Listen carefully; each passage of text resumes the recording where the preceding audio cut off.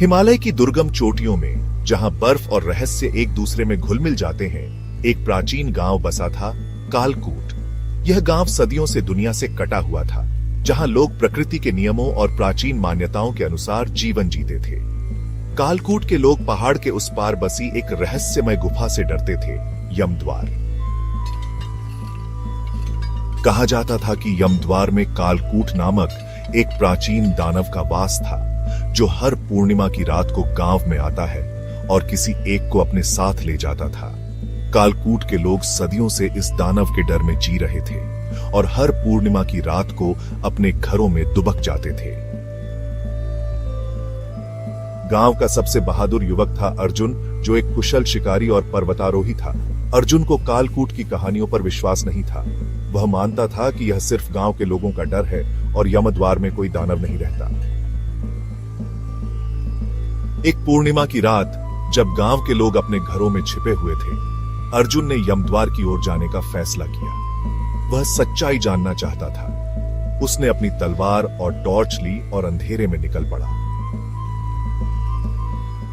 पहाड़ों की खड़ी चढ़ाई और बर्फीले रास्तों को पार करते हुए अर्जुन यमद्वार के मुहाने पर पहुंचा।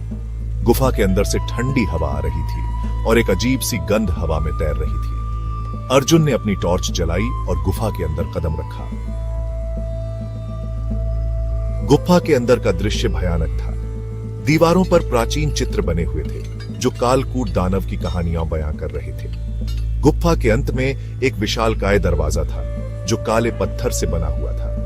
अर्जुन ने दरवाजे के पास जाकर उसे छूने की कोशिश की, लेकिन दरवाजा इतना ठंडा था कि उसकी उंगलियां सुन्न हो गईं। अचानक गुफा के अंदर से एक भयानक गर्जना सुनाई दी। अर्जुन ने अपनी तलवार निकाली और तैयार हो गया। दरवाजा धीरे धीरे खुलने लगा। गुफा के अंदर से लाल रोशनी निकल रही थी और एक अजीब सी आवाज हवा में गूंज रही थी। दरवाजा पूरी तरह से खुल गया और अर्जुन ने देखा कि गुफा के अंदर एक विशालकाय दानव खड़ा था। दानव का शरीर काले पत्थर से बना हुआ था और उसकी आंखें लाल अंगारों की तरह चमक रही थीं। वह कालकूट था। अर्जुन डर गया, लेकिन उसने हिम्मत नहीं हारी। उसने अपनी तलवार निकाली और दानव पर हमला किया। दानव ने भी हमला किया और दोनों के बीच एक भयानक लड़ाई शुरू हो गई। गुफा के अंदर तलवारों की खनक और दानव की गर्जना गूंज रही थी।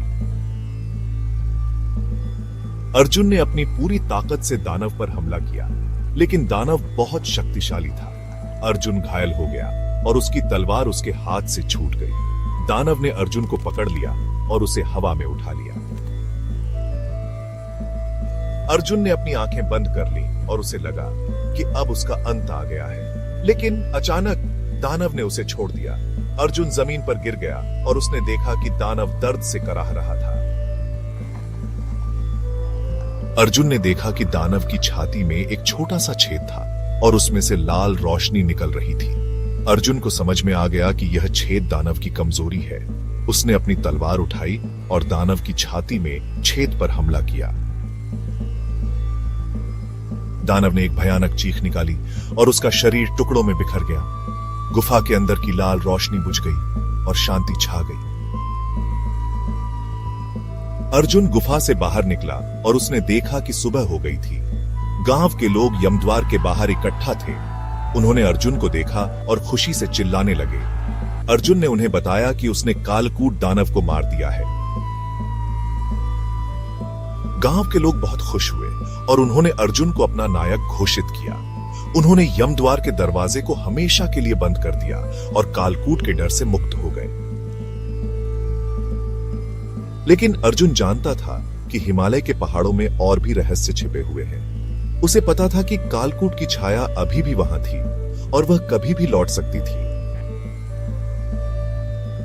कुछ सालों बाद अर्जुन गांव का मुखिया बन गया।